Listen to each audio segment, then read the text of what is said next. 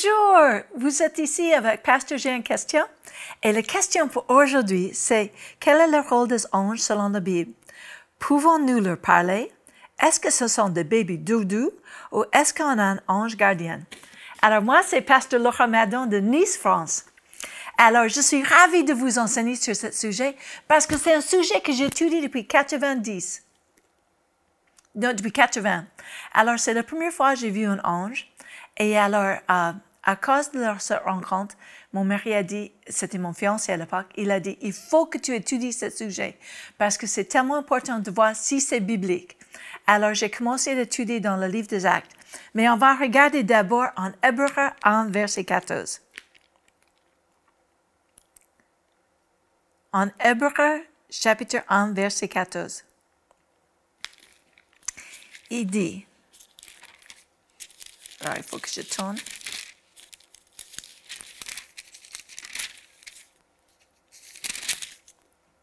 Ne sont-ils pas tous des esprits au service de Dieu, envoyés pour exercer un ministère en faveur de ceux qui doivent hériter du salut? Les anges sont là pour nous aider. Et si nous ne sommes pas au courant de leur aide, parce qu'aujourd'hui, tout le monde parle de démons, de vampires, de maléfiques choses, mais les anges sont là beaucoup plus que les démons. Alors, parce qu'il y avait un tiers des anges qui étaient échoués, qui sont devenus des démons, mais 2 tiers qui sont restés avec Dieu. Et c'est pour ça que nous avons besoin de prendre le temps pour étudier la Bible. Parce qu'il y a 104 fois dans la Bible où les anges apparaissent aux hommes. Et c'est une étude que je fais à Rhema Centre Formation Biblique, que je prends 12 heures pour le dessus. Alors, je vais vous donner un petit résumé de ça. Les anges selon la Bible. Parce qu'il y a dans le livre des Actes, il y a 5 fois quand les anges apparaissent aux hommes. Et c'est tellement important d'étudier la parole de Dieu, parce que sinon, on a des idées que les gens ont dit. Et c'est tellement important de prendre le temps pour étudier la parole de Dieu. Alors, ne sont-ils pas tous des esprits au service de Dieu, envoyés pour exercer un ministère en faveur avec ceux qui doivent hériter du salut? Ça veut dire, les anges sont là pour aider les gens qui vont hériter du salut. C'est pas seulement pour les chrétiens, mais nous avons besoin de savoir comment déclencher des anges afin qu'ils puissent travailler pour notre bien. Alors, on trouve ça en Psaume 103, verset 20. Psaume 103, verset 20.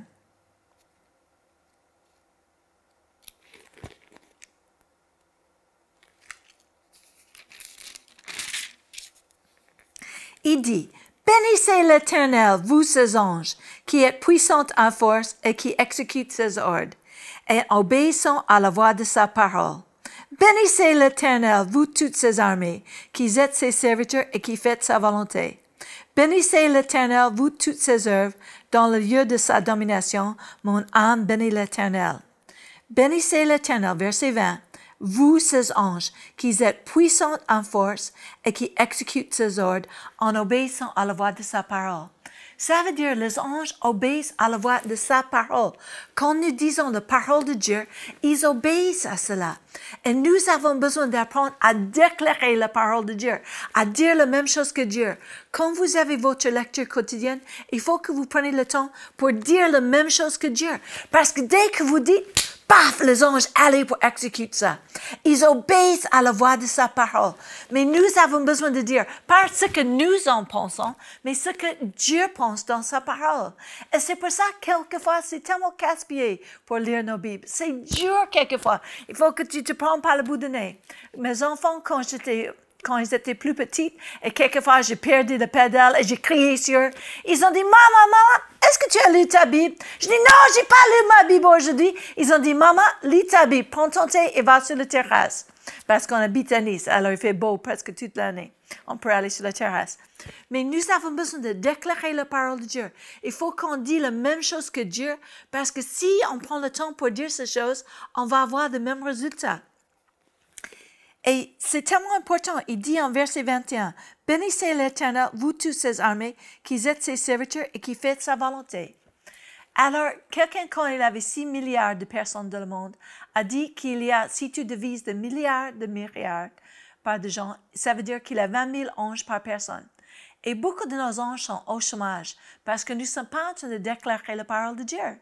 Il faut que nous prenions le temps pour déclarer ce que Dieu a dit afin que les anges puissent faire le travail. Et c'est tellement important d'obéir à la voix de sa parole. Parce que c'est tellement facile à dire les choses qu'on pense.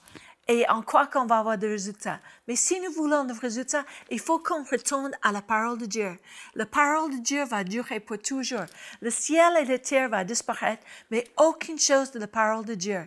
Et la parole de Dieu, les anges selon la Bible, il y a, mes amis, 104 fois. Alors, dans le livre des Actes, il y a 5 fois qu'on trouve des anges. Et on peut regarder. Alors, je cherche mon...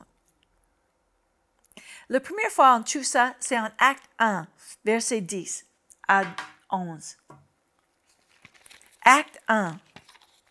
C'est une très bonne place pour commencer d'étudier dans les Actes des Apôtres. En Acte 1, verset 10. Et comme il avait le regard fixé vers le ciel, pendant qu'ils s'en allaient, voici 2 hommes vêtus de blanc leur apparurent et dirent, « Hommes Galiléens, pourquoi arrêtez-vous à regarder au ciel? Ce Jésus qui était enlevé au ciel du milieu de vous viendra de la même manière que vous avez vu allant au ciel. » Alors ils retournent à Jérusalem, de la montagne appelée des Oliviers, qui est près de Jérusalem, à de distance d'un chemin de sabbat. Quand ils furent arrivés, ils sont montés dans la chambre haute où ils se tenaient d'ordinaire. Et ça, on va arrêter là. Mais les anges étaient là. Est-ce que tu imagines? Ils sont là, les apôtres. Jésus venait d'être crucifié, ressuscité d'entre les morts. Et là, il a vu marcher à travers le mur. Il pouvait toucher. Il a pu manger avec eux. Mais là, il est là. Ils n'ont jamais vu quelqu'un monter en avion ou dans l'ascenseur. Il est là. Il le voit partir au ciel. Alors, les anges, ils étaient un peu bluffés, pour dire le moins. Alors, ils étaient là et ils ont dit, qu'est-ce qu'on doit faire? Alors, les anges ont apparu, ils leur ont donné des instructions. Et quand les anges apparaissent, ils donnent des instructions qui sont très précises de ce que vous devez faire. Et ils ne parlent pas longtemps et ils ne disent jamais leur nom. Et alors, si on regarde dans le livre des Actes, chapitre 5, versets 19 à 28. 19 à 28. Mais un ange du Seigneur, ayant ouvert pendant la nuit les portes de la prison, les fit sortir et leur dit, « Allez, tenez-vous dans le temple et annoncez au peuple toutes les paroles de cette vie. » Ayant entendu cela, ils entraient dès le matin dans le temple et se mirent à enseigner. Le souverain sacrificateur et ceux qui étaient avec eux étant survenus, ils conduisaient les Sanhedrin et tous les anciens de la fils d'Israël, ils les envoyaient chercher les apôtres à la prison. Les huissiers, à leur arrivée, ne trouvent point dans la prison. Ils se retournaient et firent le rapport en disant, « Nous avons trouvé la prison soigneusement fermée et le garde qui était devant la porte. Mais après avoir ouvert, nous n'avons trouvé personne dedans. » Quand ils ont entendu ces paroles, les commandements de le temple et le principal sacrificateur ne savaient que penser des apôtres et la suite de cette affaire. Quelqu'un vint leur dire, « Voici les hommes qui vous avez mis en prison sont dans le temple. Ils enseignent le peuple. » Alors le commandement partit avec le huissier et le conduisait sans violence, car ils avaient peur d'être lapidés par le peuple. Après qu'ils eussent emmené en présence de Sanhedrin, le souverain sacrificateur les encouragea en les termes, en disant, « Nous avons entendu défendu expressement d'enseigner en ce nom-là. Et voici, vous avez rempli Jérusalem de votre enseignement et vous voulez faire retomber sur nous le sang de cet homme. » Pierre et les apôtres lui disent, « Il faut obéir à Dieu plutôt aux hommes. » Mais comme vous voyez, l'ange du Seigneur, pendant la nuit, a ouvert la porte et ils étaient sortis. Mais les prisonniers, les gardes qui étaient devant n'ont même pas vu. Mes amis, vous avez des anges qui sont capables de vous aider et ils veulent vous aider. Mais il faut absolument que vous déclarez la parole de Dieu. Parce que quand on adresse aux anges, on ne le parle pas comme on parle à nos amis. On doit le déclarer la parole. Parce qu'ils prennent cette parole, ils allaient pour exécuter. Mais si vous êtes en prière et vous dites, « Oh Seigneur, sauve ma famille, fais le nécessaire afin que ma famille soit convertie. » Et vous l'avez dit ça et quelqu'un vous demande pour sa famille. Et vous dites, « Oh, ils sont tellement têtus. » Tous les anges ont eu besoin de mettre le frein en main parce que vous avez arrêté de déclarer la même chose que parole de Dieu. Mes amis, on ne peut jamais avoir trop de paroles dans nos vies. Et la chose qui est le plus fort à dire, c'est quand vous faites votre lecture quotidienne, que vous prenez le temps à lire ces paroles à haute voix. Parce que comme ça, vous êtes en train de libérer. Il ne dit pas qu'ils obéissent à la pensée de vos paroles, ils obéissent à la voix de sa parole. C'est pour ça qu'il faut que vous déclarez la parole de Dieu. Nous sommes dans un milieu, dans l'enseignement de la foi, qui sont toujours en train de dire, déclarer la parole de Dieu, déclarer la parole de Dieu.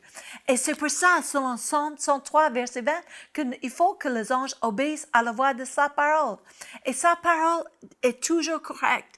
Et vous allez avoir des résultats, tôt ou tard, parce que Dieu veille sur sa parole. Alors, on regarde aussi en Acte 8, versets 26 à 29. Acte 8, versets 26 à 29.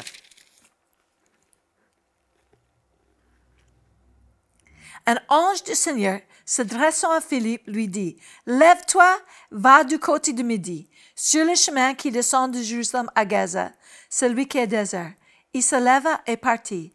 Et voici un Éthiopien, un eunuque, ministre de Candace, reine d'Éthiopie, et survenant de tous ses trésors, venu à Jérusalem pour l'adorer, se retourna, assis sur son char, et lisait le prophète Ésaïe.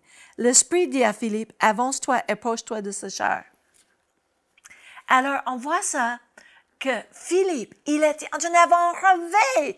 Toute la ville était en train de convertir, même les sorcières. Et il a quitté tout ça pour aller annoncer la parole de Dieu à un homme. Mes amis, il faut que nous avons le temps pour les individus. C'est tellement important d'avoir le temps pour une personne. C'est bon, bien beau d'avoir de vastes foules de personnes, comme nous étions en Haïti avec des centaines de personnes. C'est génial. Mais, mes amis, une personne se vaut le coup d'annoncer la parole de Dieu. Parce qu'on ne sait pas ce qu'ils vont faire avec cette parole. Comme cette première ministre d'Éthiopie. Cet homme est retourné en Éthiopie. Et Éthiopie, pendant des siècles, a eu la plus pure forme de christianisme. Grâce à cette Éthiopienne que Philippe a quitté le réveil pour aller lui parler. Et tu sais, quand tu as un plein réveil, quelquefois pour changer d'avis, il faut que vous ayez une intervention surnaturelle de la part des anges. Parce que c'est tellement dur de quitter la foule.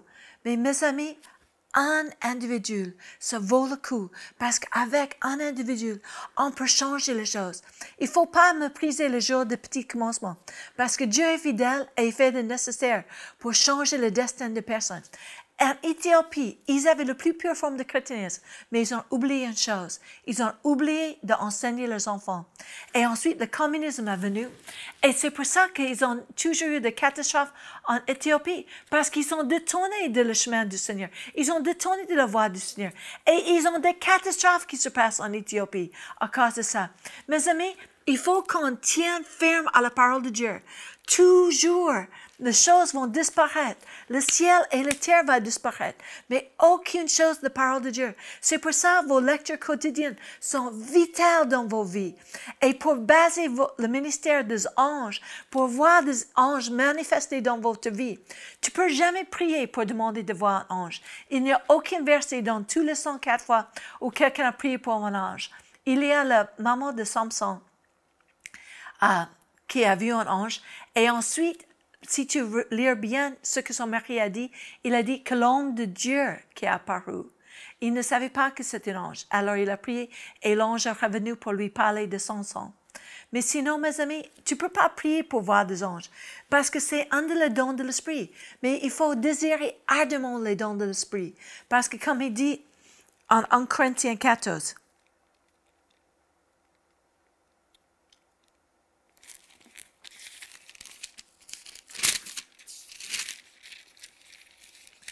recherchez la charité, verset 1. Aspirez aussi aux dons spirituels, mais surtout à celle de prophétie. En effet, celui qui parle en langue ne parle pas aux hommes, mais à Dieu, car personne ne comprend. C'est un esprit qui dit des mystères. Celui qui prophétise, au contraire, parle aux hommes, les édifie, les exhorte, les console. Celui qui parle en langue s'édifie lui-même. Celui qui prophétise édifie l'Église. Ça, c'est bon, mais ce n'est pas le verset que j'ai cherché.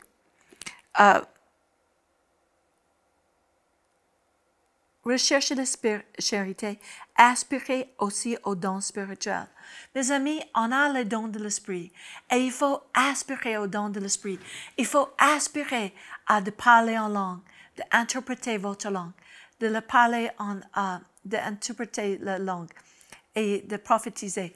Mes amis, les dons de connaissance, des paroles de sagesse, des paroles de connaissance, c'est le don pour nous. Et le discernement des esprits, c'est là où on voit dans le realm spirituel. Mais si tu es toujours en train de voir des démons, mes amis, vous êtes en train de tromper. Parce qu'il y a 2 tiers de plus des anges que des démons. Et c'est pour ça, il faut avoir le don de révélation en train de manifester dans nos vies. Et ça va venir de plus en plus fort quand vous avez une lecture hardie de la parole de Dieu. Fais attention aux gens qui sont toujours en train de voir les anges. Ça fait depuis 77 que je marche avec le Seigneur et j'ai seulement vu les anges en quelques occasions. Mais chaque fois, c'était pour apporter un message qui était très important pour changer la destinée ou pour intervenir pour protéger ma vie. Et les anges sont là pour nous aider et nous obéir. Alors, on va regarder encore en Acte 10. Versets 3 et 7 et 22. Acte 10.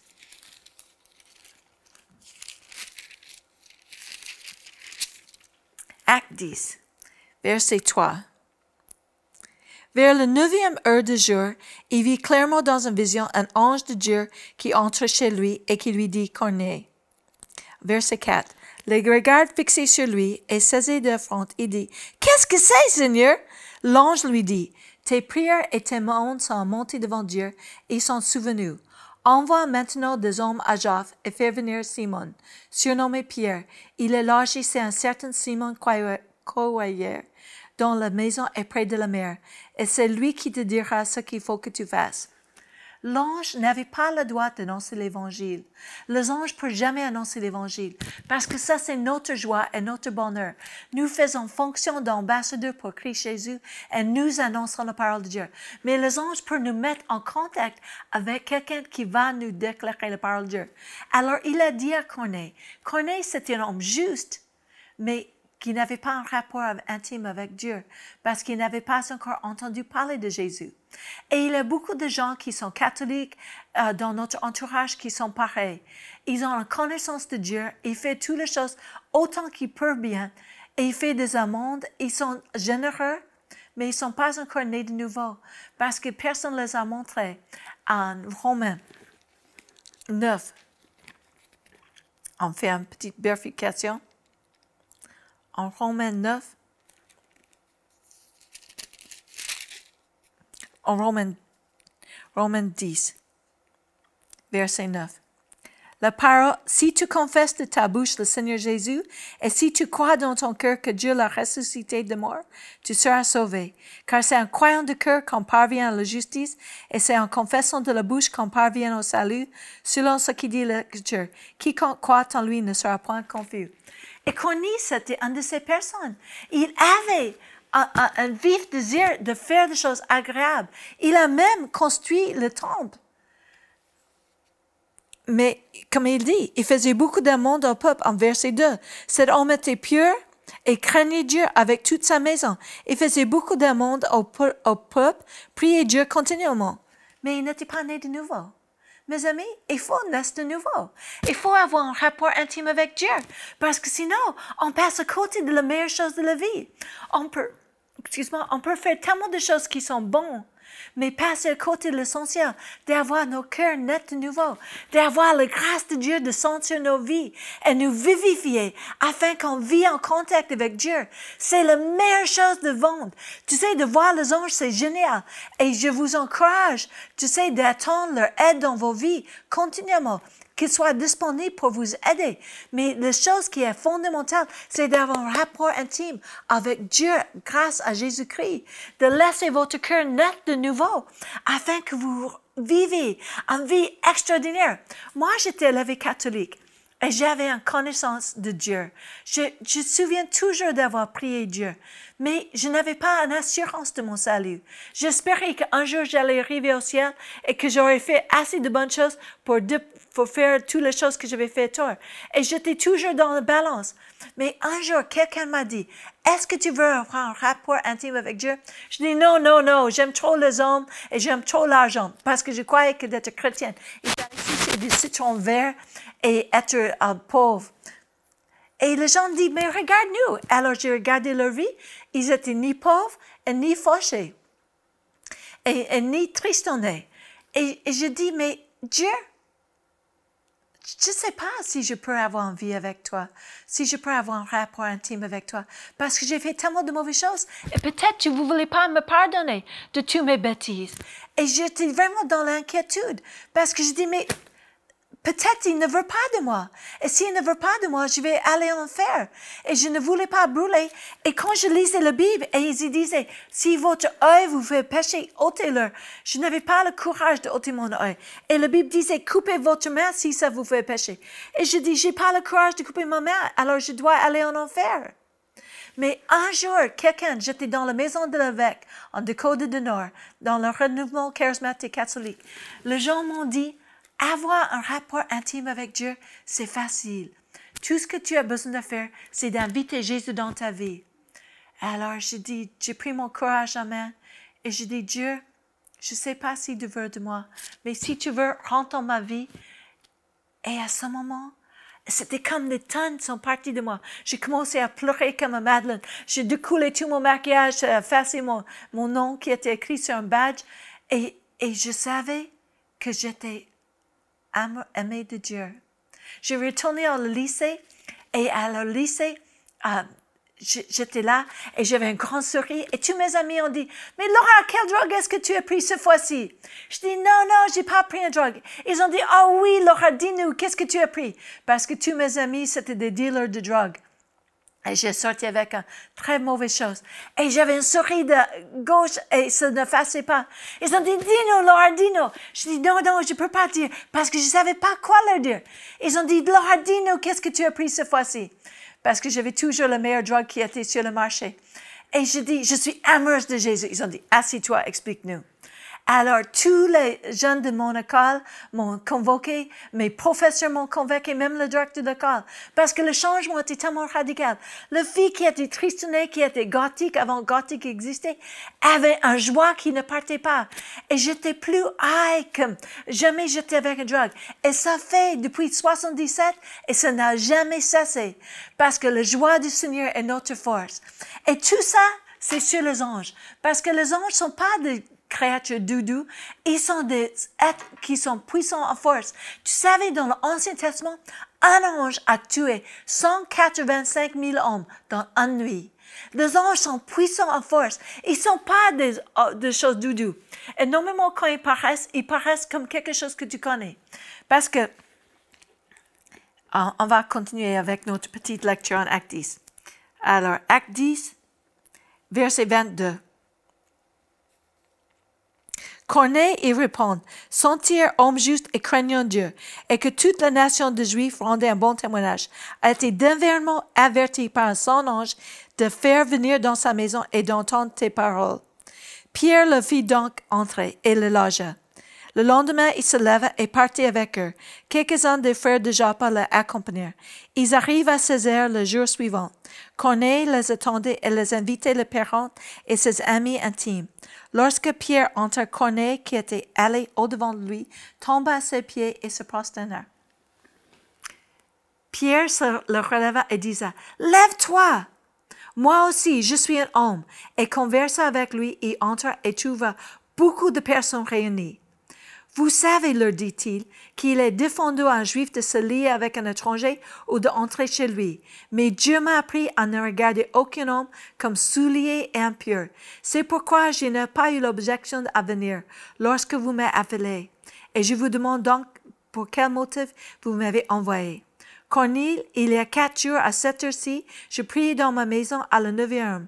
Et voici un homme vêtu d'un habit éclatant se présente devant moi et dit, « Corneille, tes prières ont été exaucées, et Dieu s'est souvenu de ses amendes. Envoyez donc à Jaffa et faites venir Simon, surnommé Pierre. Il est logé dans la maison de Simon, croyez, près de la mer, et il sera venu te parler. Aussitôt, j'ai envoyé vers toi, et tu as bien fait venir. Maintenant donc, nous sommes tous devant Dieu pour entendre ce que le Seigneur t'a ordonné de nous dire. » Alors Pierre ouvre la bouche et le dit, « En vérité, je reconnais que Dieu ne fait point exception de personne, mais il a toute nation qui craigne et qui pratique la justice et agréable. » Et il a continué, il les a emmenés au Seigneur et ils étaient même baptisés du Saint-Esprit. Et tout ça parce qu'un ange a apparu, un homme qui craignait Dieu. Mes amis, on a dit qu'on allait parler des anges gardiens. Regarde en Matthieu 18, verset 10. « Gardez-vous de mépriser un seul de ces petites, car je vous dis que leurs anges dans le ciel voient continuellement la face de mon Père qui est dans le ciel. » Mes amis, les anges sont là pour nous protéger. Et nous avons toujours un ange gardien. Parce que vous savez, avec Dieu, on a toujours ses enfants.